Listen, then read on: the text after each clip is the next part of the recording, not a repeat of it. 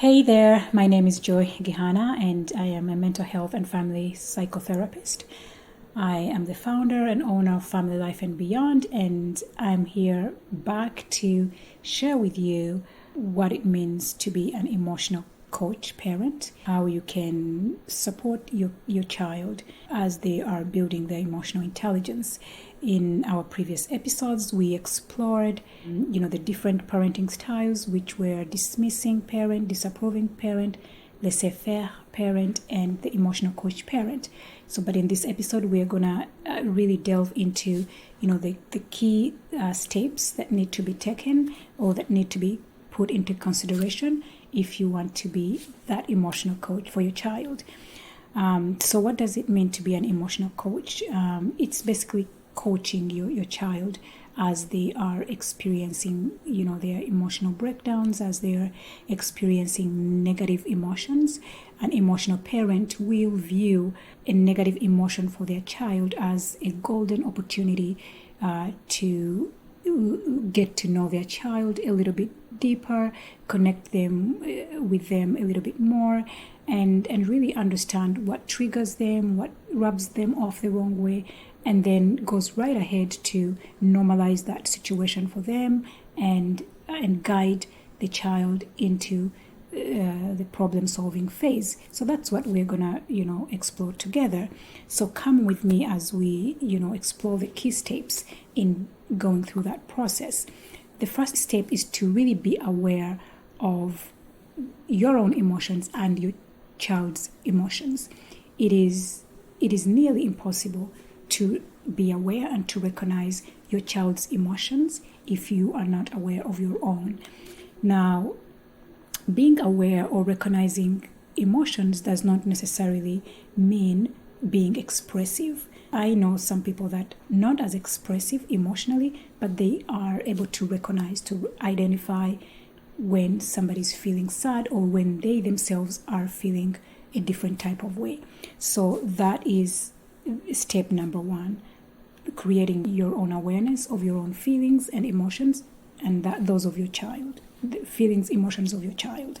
Second step is recognizing the emotion as an opportunity of intimacy. Again, you want to really take that opportunity when your child is throwing a tantrum, when they're crying, when they're sobbing, when they're feeling frustrated, angry.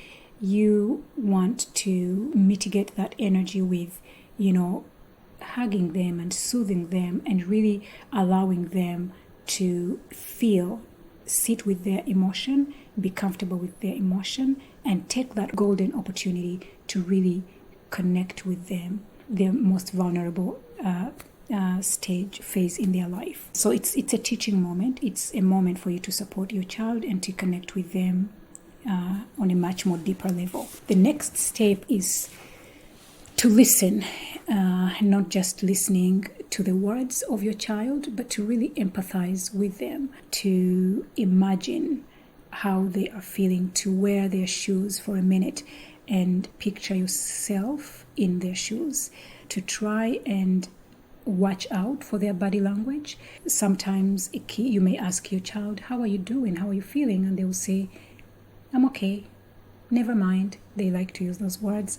And so you want to use, to engage your other senses and watch their body language, because sometimes the body language does not quite align with how they are responding or what they're saying to you.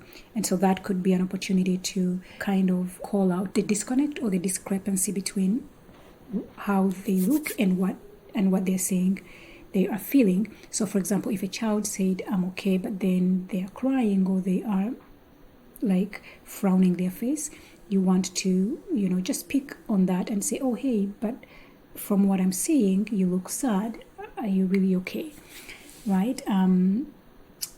But most importantly, listening really means to engage your heart and lock it with your kid's heart, to parent from your heart and really deeply connect with your child. Another step is to really help your child to label their emotions. I don't know about you, but I personally struggled with even identifying labeling an emotion that I was experiencing.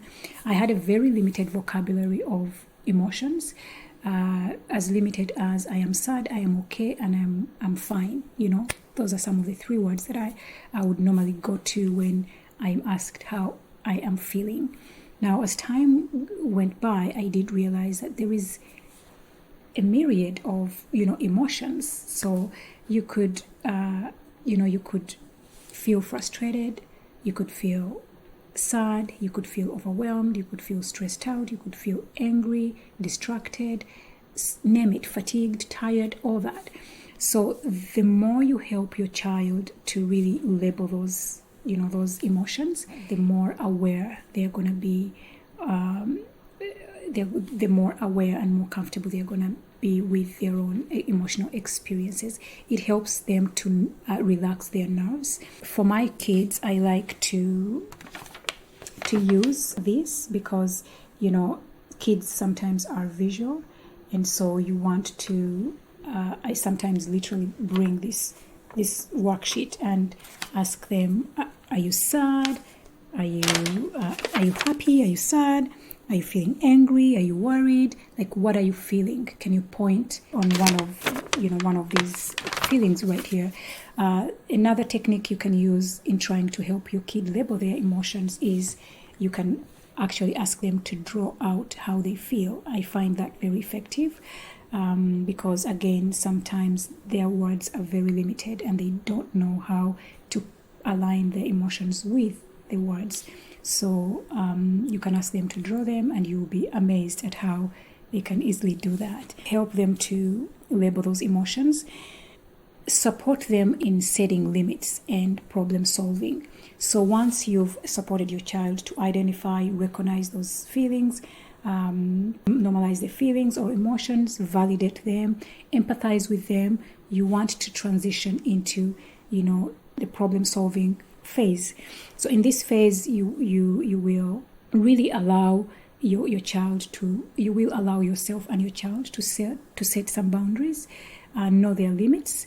It is very important to teach our kids right from childhood to set boundaries for themselves, because they are going to need those as they grow. They're going to want to learn when to stop and what to do and when to do it. In the problem solving stage, you want to allow your child to come up with solutions. So you can really ask them, how do you think you would have handled this situation differently?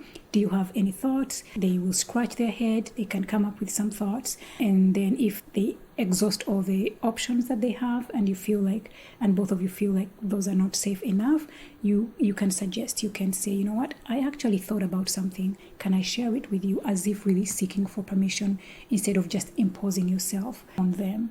You also want to really, again, support them in identifying the goal. If it is something that they really struggle with, set a goal and allow them to identify the goal and support them in trying to set that goal.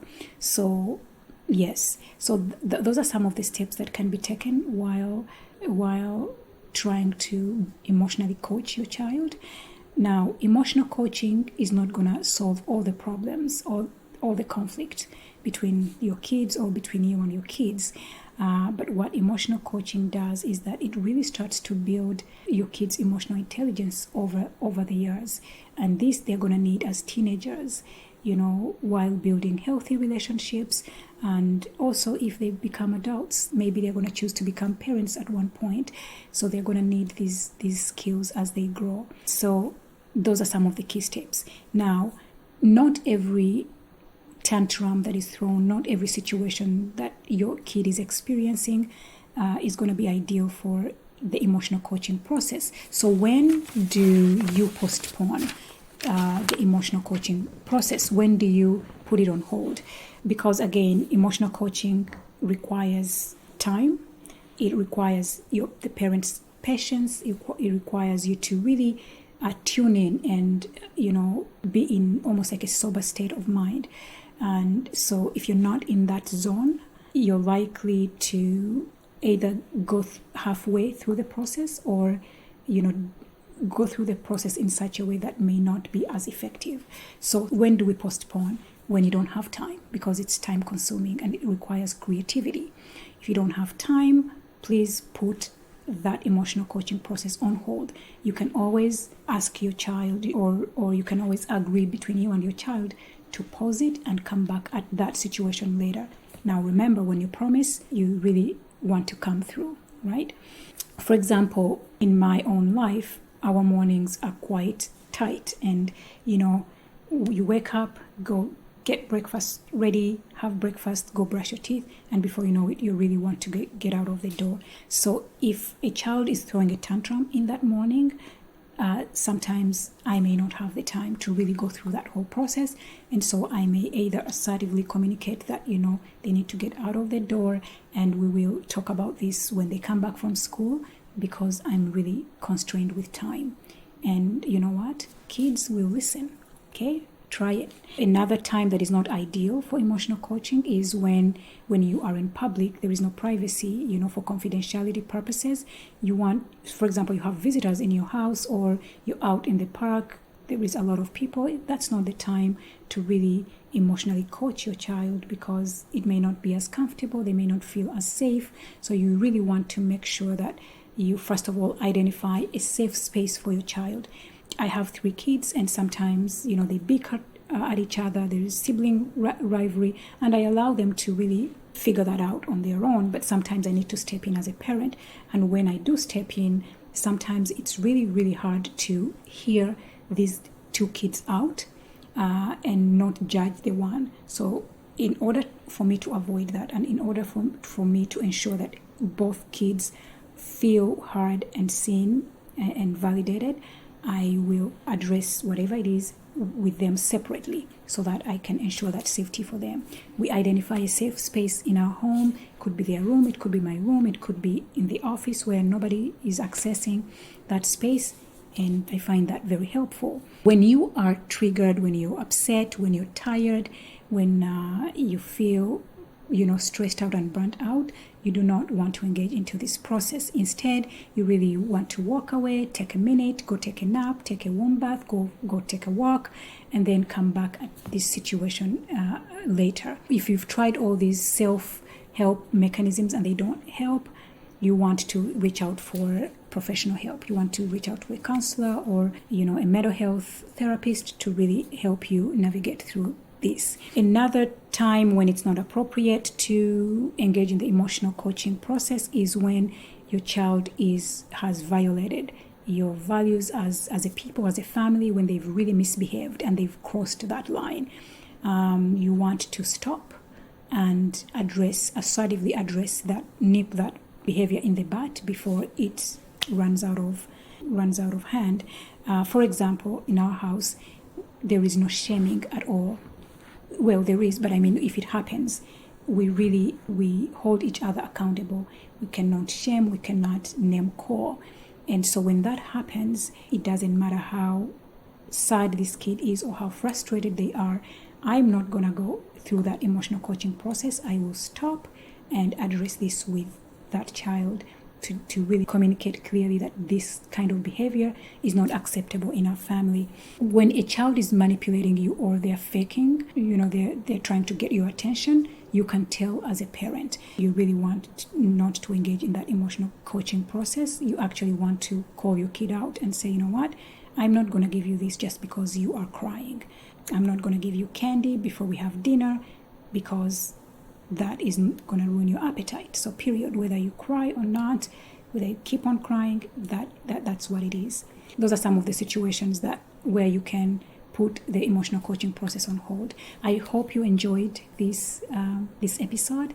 Stay tuned. We have much more in store for you. Please engage with us, subscribe, comment, ask questions if there is, and thank you so much. Bye now.